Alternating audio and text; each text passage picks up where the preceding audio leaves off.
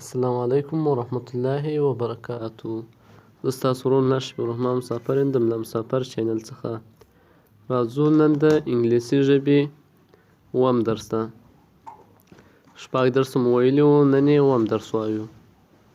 ځو د ویډیو په لور ویډیو شروع کوو.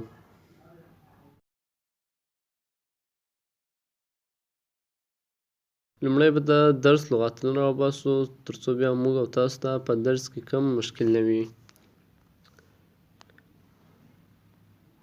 وټ معنا څه شی، روم معنا اتاق، ټیبل معنا میز، ټیبل کلات د میز روجایي، ګلاس معنا ګلاس، سپون معنا کاچوغه، ډراور معنا جابه، چیر معنا چوکۍ، ټول معنا ځان وچونکی یا لاس پاک.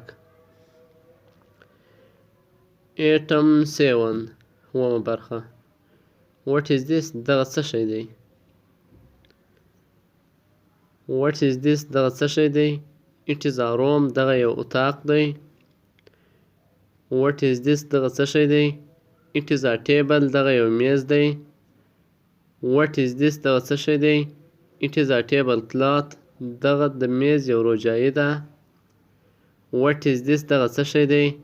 It is a glass. دغه یو ګلاس دی. What is this؟ دغه څه شی دی. It is a spoon. دغه یو کاچوغه ده. What is this؟ دغه څه شی دی. It is a drawer. دغه یو جابه ده.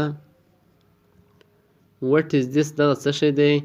It is a chair. دغه یو چوکۍ ده. What is this؟ دغه څه شی دی.